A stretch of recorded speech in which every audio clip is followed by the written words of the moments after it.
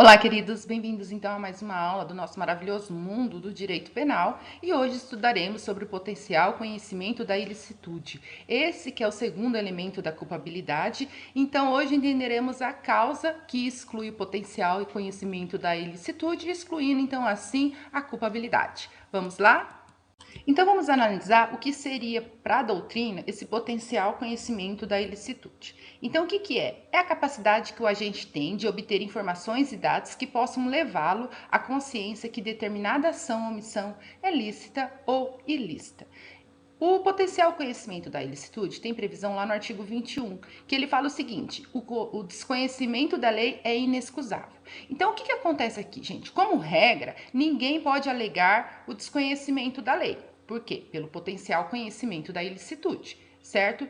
Então, se a gente tirar isso da leitura do artigo 21, primeira parte, então a gente vai entender que o Código Penal fala que uma pessoa que que qualquer pessoa que cometeu um crime, ela é culpável. Por quê? Porque ela não pode alegar desconhecimento da lei, certo? Essa é a regra. E para toda regra há uma exceção. Então, o que é a exceção? A exceção é o erro sobre a ilicitude do fato, que também tem previsão lá no artigo 21, na segunda parte, certo? E aí nós chamamos ele carinhosamente de erro de proibição. Ou seja, a pessoa não sabe, ela está em erro de proibição, ela não sabe que aquilo seria proibido, então, certo? O erro de proibição, ele pode ser inevitável, certo? Se a gente vê ao artigo 21, ele fala que ele pode ser inevitável, daí ele isenta a pena, e aí ele também pode ser evitável, e como evitável, ele é uma causa de diminuição da pena. Então vamos analisar aqui, então, o erro de proibição, que é a causa, só temos essa que exclui o potencial conhecimento da ilicitude, certo? Então, vamos fazer a leitura de novo do artigo 21. Ele fala assim, ó: o desconhecimento da lei é inexcusável. O erro sobre a ilicitude do fato, se inevitável, isenta de pena. Se evitável, poderá diminuí-la de 1/6 a 1/3. Então, ele traz aqui algumas situações. Ele traz a regra, que diz que o desconhecimento da lei é inexcusável, ou seja, indesculpável, a pessoa não pode alegar isso, certo? E aí ele fala que o erro sobre a ilicitude do fato, ou seja, o erro de proibição, se evitável, isenta a pena. Se evitável, pode diminuí-la de 1/6 a 1/3. Então, o que é o erro de proibição? É quando a gente supõe que determinada conduta é permitida, quando na realidade ela é considerada ilícita. Então, perceba que o agente acha que a situação aqui que ele está ali, que não existe uma lei, ou se existe uma lei, ela não tem mais seu valor, ou ele interpreta ela de forma errônea. Então, perceba que o erro de proibição não está mais em cima do agente em si, mas está em cima da proibição da lei. Por isso que fala erro sobre a ilicitude do fato. É o fato, é a lei que o agente erra, certo? Aí dentro do erro de proibição nós temos dois tipos, duas formas, o direto e o indireto. O que é o direto? O autor desconhece, é quando o autor desconhece a existência da norma, ou se ele conhece, ele considera que ela não está mais vigente, ou ele vai interpretar ela de forma errônea. Então percebe que o erro de proibição direto é que ele nem sabe da existência da lei, certo? Ou conhecendo ela, ele vai achar que não está vigente ou está interpretando ela de forma errônea. E dentro do erro de proibição, que é aquele previsto lá no artigo 21, certo? Ele pode ser evitável e inevitável, como o próprio artigo 21 traz para a gente. Então vamos lá ver o que é esse evitável e inevitável, certo? O evitável, o próprio código trouxe ele também para a gente. Está lá no parágrafo único do artigo 21. Olha o que ele fala. Considera-se evitável o erro se o agente atua ou se omite sem a consciência da ilicitude do fato, quando lhe era possível, nas circunstâncias, ter ou atingir essa consciência. Então, o que acontece aqui? Apesar de ter todas as condições de saber a proibição, demonstra-se que o sujeito efetivamente ele não conhecia a ilicitude do seu comportamento, certo? Então, ele poderia saber, mas que efetivamente ele não sabe que estava, certo, cometendo então um crime, tá? E o que acontece? Quais são as consequências aqui? Então, olha só o que ele fala. Não exclui a culpabilidade, certo? Não isenta de pena. E reduz a pena de 1/6 a 1/3. Da onde eu tiro isso, Dani? Lá do caput. Porque ele fala, se evitável, poderá diminuí-la de 1/6 a 1/3. Dani, mas ficou muito vago. Dá um exemplo para ficar mais fácil de entender. Pensa na seguinte situação. Nós sabemos que na Holanda, certo, é permitido o uso, né, da maconha, certo? Lá a maconha é legalizada, ela não é considerada um entorpecente, certo? Só que no Brasil a gente sabe que ainda a maconha não foi legalizada, certo? Então pensa na seguinte situação. Um holandês que vem a turista no Brasil e traz sua maconha, certo, na sua bagagem, acreditando que no Brasil seja permitido o uso. Por quê? Porque ele viu que vários outros países sul-americanos já permitiram. Então ele poderia ter pesquisado, mas não pesquisa. Ele fala, vários outros países ali da região, né, dos países sul-americanos é permitido, por que no Brasil não vai ser? Já que o Brasil, né, considera um país melhor, né, ele se considera, né, nós autos nos consideramos muitas vezes melhores que os outros países sul-americanos. Então, se nos outros países já está liberado, por que aqui não seria?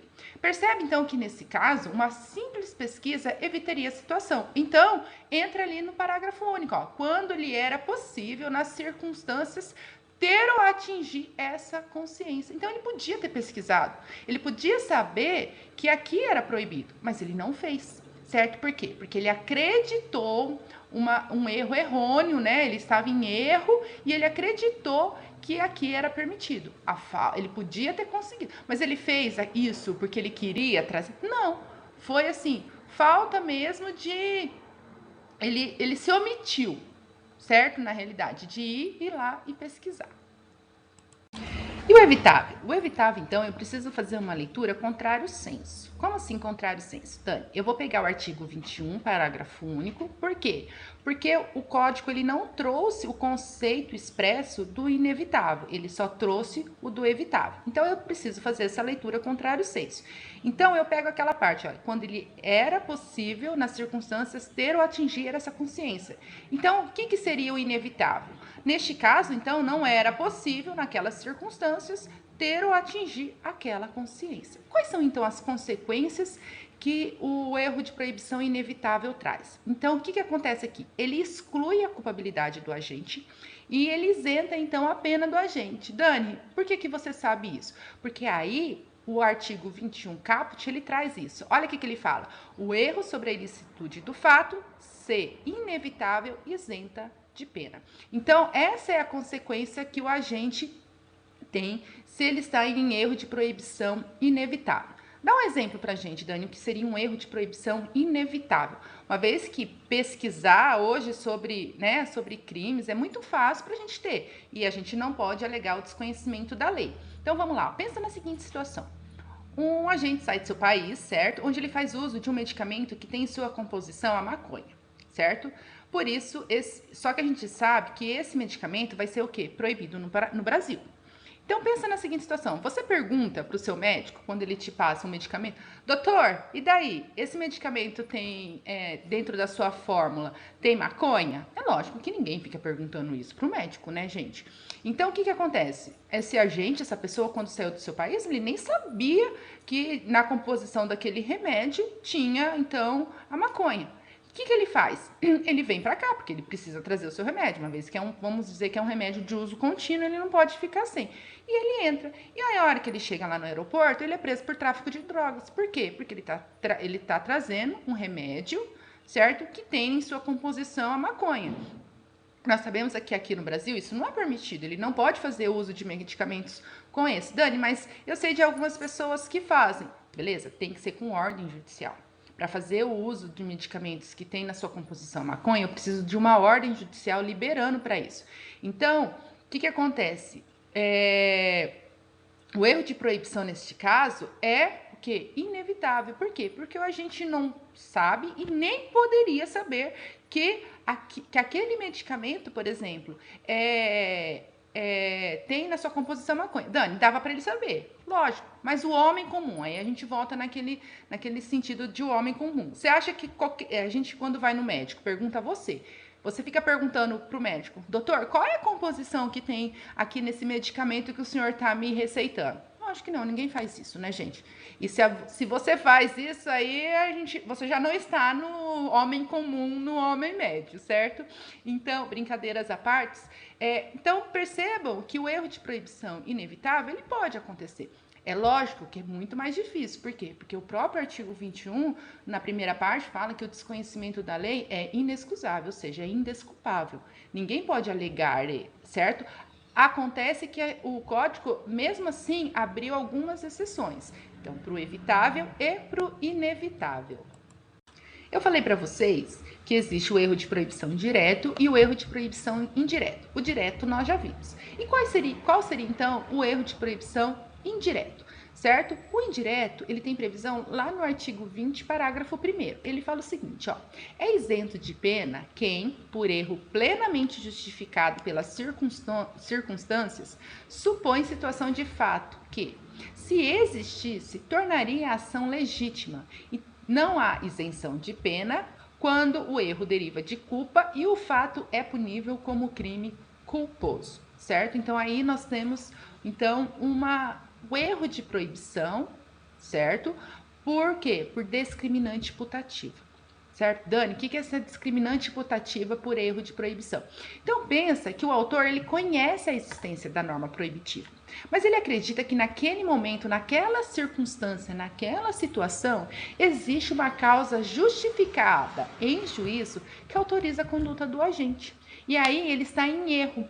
Perceba que ele conhece a norma proibitiva, então não é erro de proibição, mas ele entende que existe algo que justifique a conduta dele. Por isso que nós chamamos de discriminantes putativas por erro de proibição. Tá, Dani, continua na mesma, eu não entendi nada. Então vamos no exemplo que fica bem mais fácil vocês conseguirem visualizar. Pensa na seguinte situação. Eu tenho Chifronésio, meu amigo Chifronésio, certo? Então, que matou a sua esposa. Certo? Porque, lógico, pelo nome, ela estava traindo ele. Só que ele fez isso porque ele achava que existia uma causa justificadora. Qual causa, Dani, que ele pode matar a mulher dele porque ela está traindo? Legítima defesa da honra, certo? Por que ele achava isso, Dani? Porque vários coronéis ali da região já tinha acontecido com eles e todos tinham alegado essa legítima defesa da honra, certo? E todos tinham sido... tinham conseguido a absolvição. Mas, ó, pensa na seguinte situação. Eu tô falando de coronéis, certo? Eu não tô falando do Zé Ruela do Chifronésio. Então, o que acontece aqui? A gente sabe que existem algumas cidades ainda no interiorzão do Brasil onde o coronelismo... Eu tô falando devagar, gente, porque eu sempre travo a língua nisso daí. O coronelismo ainda impera sobre essas cidadezinhas pequenas. Então, o que acontece aqui, gente? É diferente a situação. Certo? Não é o coronelzão lá, vamos supor o Chifronildo, não é o Chifronésio aqui, né? Que é o Zé Ruelinha ali. Então, o que acontece? Só que o Chifronésio já tinha ouvido várias histórias ali de vários coronéis que tinham matado suas esposas em legítima defesa da honra e tinham sido absolvidos. Então, ele entende que existe uma causa justificadora que autoriza a conduta dele. Então, ele vai lá e mata a sua esposa também. Então, nota, por conta da legítima defesa da honra, porque ele acredita que existe essa causa justificadora. Ele sabe que não pode matar ninguém, certo? Ele entende que é crime o homicídio, mas naquele momento ele entende que existe uma causa justificadora que exclui, então, o quê? Exclui a ilicitude do fato. E é isso que acontece, Dani? Lógico que não. Por quê? Porque ele está diante de uma discriminante putativa de erro de proibição. E olha o que fala aqui. É isento de pena quem, por erro plenamente justificados pelas circunstâncias, supõe situação de fato que, se existisse, tornaria a ação legítima. Tá, pergunto a vocês. Vai isentar a pena no caso do chifronés? Lógico que não. Por quê? Porque mesmo diante dessa situação, não tornaria a situação ali legítima. Tornaria? Não. Agora, não há isenção de pena quando o erro deriva de culpa e o fato é punível como crime culposo. Então, neste caso do nosso amigo chifronés, ainda há em cima dele o quê? A discriminante putativa. Então, não vai isentar ele de pena, mas vai fazer com que ele responda o quê? Pelo fato como crime culposo. culposo. Então, ele vai responder, neste caso, por homicídio culposo por conta da discriminante putativa de erro de proibição. E é isso aí, gente. Terminamos então aqui mais uma aula sobre o erro de proibição, que é a causa que exclui o potencial conhecimento da ilicitude, que é um dos elementos da culpabilidade. Então, se eu tiro o potencial conhecimento da ilicitude, então, consequentemente, eu excluo a culpabilidade do delito, né, do crime.